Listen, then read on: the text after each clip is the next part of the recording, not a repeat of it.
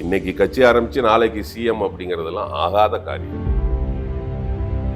தமிழ்நாட்டோட மக்கள் வேற மாதிரியான ஒரு மைண்ட் செட் மக்கள். நீங்க நினைக்கிறீங்க ஆட்சியை பிடிச்சிடலாமான்னு பிடிக்க விட மாட்டாங்க. ஆண்ட கட்சியும் சரி ஆளுங்கட்சியும் சரி அவங்க அதிகமான ஒரு இடத்துல ஒரு பேமெண்ட் வருது, அதிகமா வருது. அப்ப நீங்க 200 கோடியே 250 கோடியை நீங்க விட்டுட்டு அங்க போறீங்கன்னா சும்மா ஒண்ணும் போக மாட்டீங்க. ஒரு சம் பர்சன்டேஜ் அவர் வாங்கலாம்.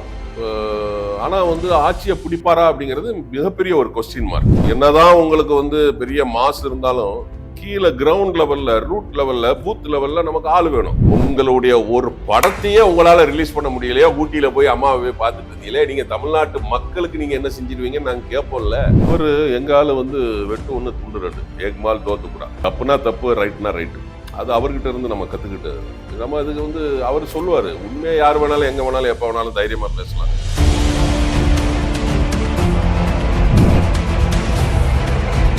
வணக்கம் மக்களே, திரைமொழி நேயர்களுக்கு அன்பார்ந்த வணக்கம். இந்த காணொலியில நம்ம கூட ஒரு ஃபேமஸான செலிபிரிட்டி இருக்காரு. இவரை பத்தி சொல்லணும்னா சின்ன பசங்கள்ல இருந்து எல்லாருக்குமே தெரிஞ்ச ஒரு பெரிய ஃபேமஸான நபர் தாங்க. யாருக்கடா இவ்வளவு பெரிய பில்டப் கொடுக்குறான்னு பாத்தீங்களா? கிட்டத்தட்ட சினிமால 40 வருஷம் எக்ஸ்பீரியன்ஸ், 57 சீரியல், 250க்கும் மேற்பட்ட நிறைய படங்கள் ஒர்க் பண்ணிருக்காரு. லெட்ஸ் வெல்கம் மீசை ராஜேந்திரன் சார். வணக்கம் சார். வணக்கம் டீனா மேடம். திரைமொழி நேயர்களுக்கு அன்பான வணக்கம். நான் உங்கள் நடிகர் மீசை ராஜேந்திரன். சொல்லுங்க, எப்படி இருக்கிறீங்க? இன்ட்ரோடக்ஷனே பயங்கரமா வைப்ரேஷனா இருக்கு சார். நான் நல்லா இருக்கேன், நீங்க நல்லா இருக்கீங்க? நல்லா இருக்கிறேன் மேடம். இப்போ நீங்க உங்க குரு கிட்ட இருந்து அந்த அசுரத்தனமான தைரியம் வந்துச்சுன்னு நான் நினைக்கிறேன். அதாவது ஊடகத்துல ரொம்ப பப்ளிக்கா எதிர்க்கிறீங்க, அதாவது தப்ப நீங்க சுட்டி காட்டுறீங்கன்னு தான் நான் சொல்ல, எதிர்க்கிறீங்கன்னு சொல்ல வரல. எது உண்மையோ அதை கரெக்டா பேசுறீங்களே. இப்ப விஜய் கூட ரொம்ப ஹைப் பண்றாங்க, உள்ளதை உள்ளபடி எடுத்துட்டு போங்களேன். ஏன் ஹைப் பண்றீங்கன்னு தைரியமா நீங்க தான் கேக்குறீங்க, எப்படி? இல்ல அவரு எங்க ஆளு வெட்டு ஒண்ணு துண்டு ரெண்டு, ஏக்மால் தோத்துக்கூடா. தப்புனா தப்பு, ரைட்னா ரைட்டு. அது அவர்கிட்ட இருந்து நம்ம கத்துக்கிட்டது. நம்ம அதுக்கு அவர் சொல்லுவாரு, உண்மையை யார் வேணாலும் எங்க வேணாலும் எப்ப வேணாலும் தைரியமா பேசலாங்க, அதுல பயப்படக்கூடாது அப்படின்னு. அங்க இருந்து நம்ம அந்த ஸ்கூல் தான். நம்ம அதைத்தான் நம்ம சொல்றோம். இங்க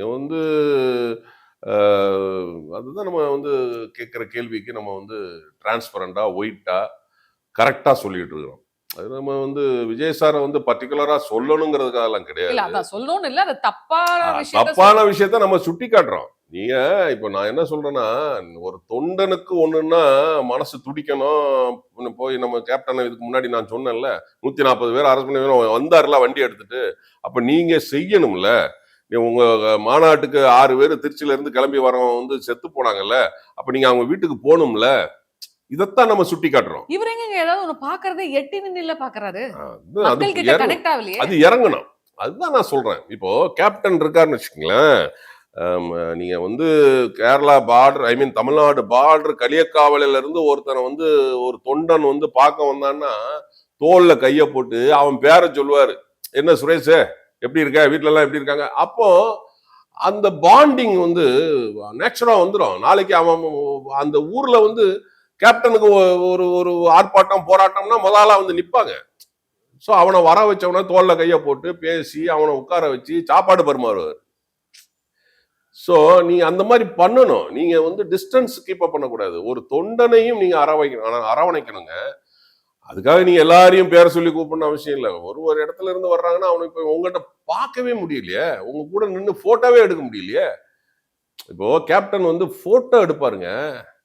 நாங்க பாக்குறோங்க, ஞாயிற்றுக்கிழமை ஆனா நின்று காலையில இருந்து ராத்திரி வரைக்கும் நின்று போட்டோ எடுப்பாருங்க. ஏங்க தவசின்னு ஒரு படம் இங்க கும்பகோணம் பக்கம் ஷூட்டிங் போகுது. ஷூட்டிங் முடிச்சு 6 மணிக்கு மேல முடிச்சு போட்டோவுக்கு போஸ் கொடுத்துட்டு இருக்காரு. ராத்திரி 2:30 மணி வரைக்கும் நின்று போட்டோவுக்கு போஸ் கொடுத்துட்டு இருக்காரு. சாப்பிடல, ஒண்ணும் பண்ணல. அப்ப அவர் நாங்கெல்லாம் சொல்றோம் இல்ல கேப்டன் அப்படின்னா, எவ்வளவு ஊர்ல இருந்து தூரமா வந்திருப்பான், போட்டோ எடுத்துட்டு போட்டுமே. இந்த மாதிரி ஒரு பக்குவம் வேணும்ல. அது உண்மைதான். இப்ப விஜய் அரசியலுக்கு வந்தா அவருக்கு என்ன மாதிரியான ஒரு ஃபியூச்சர் பொலிட்டிக்கலா இருக்கும் நீங்க நினைக்கிறீங்க? அதாவது இன்னைக்கு கட்சி ஆரம்பிச்சு நாளைக்கு சிஎம் அப்படிங்கறதெல்லாம் ஆகாத காரியம். இதென்ன சூரியவம்சம் படமா? உடனே கலெக்டர் ஆகுறதுக்கு அது நான் என்ன சொல்றேன்னா, அது எங்க நடந்ததுன்னா கெஜ்ரிவால் நடத்தினாரு, டில்லியில நடத்தினாரு. 60 எம்எல்ஏ தொகுதி, அது 60 சட்டமன்ற உறுப்பினர் தான். சின்ன ஒரு இதான், அது ஸ்டேட்டு தான். அங்க வந்து கெஜ்ரிவால் வந்து அண்ணா ஹசாரே பக்கத்துல உண்ணாவிரதம் இருந்தாரு, ஊழலுக்கு எதிராக இருந்தாங்க. ஒரு சடனா டக்குன்னு வந்தாங்க. பட் நம்ம மக்கள் வந்து வேற மாதிரி மைண்ட் செட் மக்கள். தமிழ்நாட்டோட மக்கள் வந்து வேற மாதிரியான ஒரு மைண்ட் செட் மக்கள். நீங்க நினைக்கிறீங்க ஆட்சியை பிடிச்சிடலாமான்னு பிடிக்க விட மாட்டாங்க. ஆண்ட கட்சியும் சரி, ஆளுங்கட்சியும் சரி, அவங்க வந்து 50 வருஷ கட்சிங்கிறாங்க, ஒரு கட்சி 70 வருஷ கட்சி, 80 வருஷ கட்சிங்கிறாங்க. விடுவாங்களா அவங்க? இல்ல யோசனை பண்ணி பாருங்க. அப்போ என்ன பொறுத்த வரைக்கும் கேட்டீங்கன்னா, அவர் ஆட்டத்தை குழப்பி விடுவார். ஜெயிக்கிறவங்க தோப்பாங்க, தோக்குறவங்க இது ரொம்ப ஜெயிப்பாங்க. கஷ்டம் சார், இது குழப்பி விட்டா. அது பண்ணுவாரு. அதை வேணா வந்து பண்ணலாம். ஏன்னா இப்போ எல்லாம் சொல்றாங்க அவரு யூத்லாம் அவர் பின்னாடி தான் அவருக்கு ஓட்டு போட்டுருவாங்க, லேடிஸ் எல்லாம் அவங்க பின்னாடி தான் ஓட்டு போட்டுருவாங்க அப்படின்லாம் சார் ரசிகர்கள் எப்படி சார் வந்து ஒரு வாக்காளர் ஆக முடியும்? அது வந்து தான் சொல்றேன். அது ஒரு சம் பர்சன்டேஜ் அவர் வாங்கலாம்.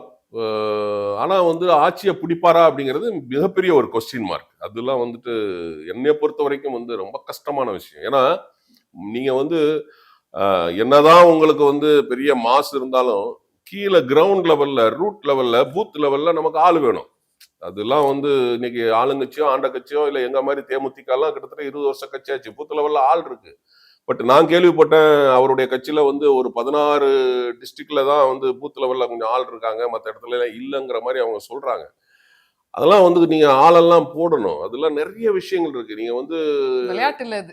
விளையாட்டு கிடையாது. நீங்க வந்து ஒரு கல்வி ஊக்கத்தொகை கொடுத்ததுனாலயோ, இல்ல நீங்க வந்து உங்க போட்டோவை வச்சுக்கிட்டு அப்படியே கொண்டு போய் சாப்பாடு போட்டதுனாலயோ, நீங்க வந்து வந்து சிஎம் ஆக முடியுமா அப்படிங்கிறது பெரிய கொஸ்டின் மார்க். ஏன்னா கேப்டன்லாம் வந்து பாத்தீங்கன்னா பான் அண்ட் பிராட்லயே வந்து அவருக்கு வந்துட்டு அந்த ஹெல்பிங் டெண்டன்சி இருந்துச்சு. உங்களுக்கு எப்போ வந்தது?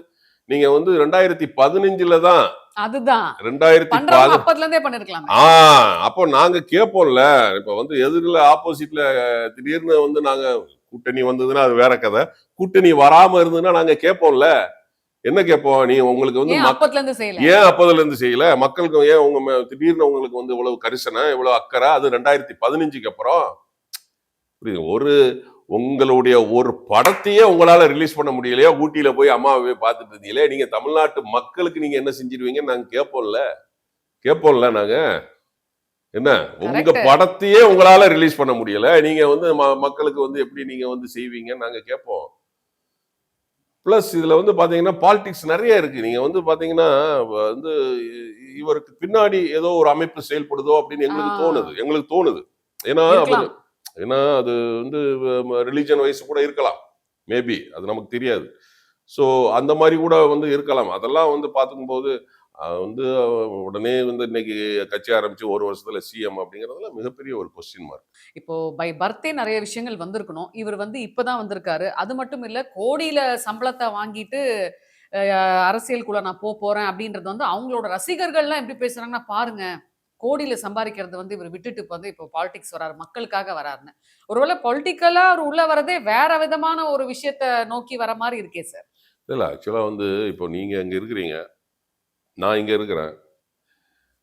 இன்டர்வியூ நீங்க எடுக்கிறீங்க, உங்களுக்கு ஒரு பேமெண்ட், எனக்கு ஒரு பேமெண்ட், ஓப்பனா பேசுவோம். இப்போ நான் என்ன பண்றேன்னா எனக்கு இன்னொரு இடத்துல ஒரு பேமெண்ட் வரப்போகுது. அப்போ நம்ம முடிச்சுக்கலாமே, போல நாங்க போனோம் அப்படி நம்ம போயிடுவோம். அப்போ அதிகமான ஒரு இடத்துல ஒரு பேமெண்ட் வருது, அதிகமா வருது. அப்ப நீங்க 200 கோடியே 250 கோடியே சொல்றாங்க, நமக்கு தெரியல. அப்ப நீங்க 200 கோடியே 250 கோடியே நீங்க விட்டுட்டு அங்க போறீங்கன்னா சும்மா ஒண்ணும் போக மாட்டீங்க. அததான் சொல்றோம். ஆனா ரசிகர்கள் என்னவோ பெரிய தியாக சுடர் மாதிரி பேசுறாங்க. அது அப்படித்தான் கூட இருக்கிறவங்க பேசுவாங்க. எங்க அண்ணன் 250 கோடியை விட்டுட்டு வர்றாரு, எங்களை விட்டுட்டு கோடியை விட்டுட்டு தெரு கோடிக்கு எங்களை தேடி வருகிறார், வந்து நான் அடுத்த முதலமைச்சர் அவரு அப்படின்லாம் வந்து எனக்கு தெரிஞ்சு அந்த ஆட்டம் வந்து ஒரு நல்ல ஆட்டமா தான் தெரியுது. அது ஏதோ ஒரு பெனிஃபிட் இல்லாம வந்து யாருமே அதெல்லாம் வர ஆதாயம் இல்லாம செட்டி ஆத்தோட போக மாட்டாங்க. அது வேற சொல்லி அவங்க செட்டியார்லாம் உங்க மேல வந்து கேஸ போட்டுறாம, அதனால வந்து அது ஏதோ ஒரு சம் பெனிஃபிட், அது நமக்கு தெரியாது. அது எது வேணாலும் இருக்கலாம். புரியுதுங்களா? நான் என்ன சொல்றேன், நீங்க 200 கோடி 250 கோடியை விட்டுட்டு ஒரு மாசா இருந்துகிட்டு எப்படி விட்டுட்டு வர்றதுக்கு உங்களுக்கு மனசு வருது? பெனிஃபிட் இல்லாம வராது. ஏதோ ஒரு பெனிஃபிட் சம்திங். அது என்னங்கும் போது நமக்கு வந்து உள்ள வந்து ஆராய்ச்சி பண்ணுனா அது தெரியும், ஃபியூச்சர்ல தெரியும். அது என்னங்கிறது அப்ப தெரிய வரும்.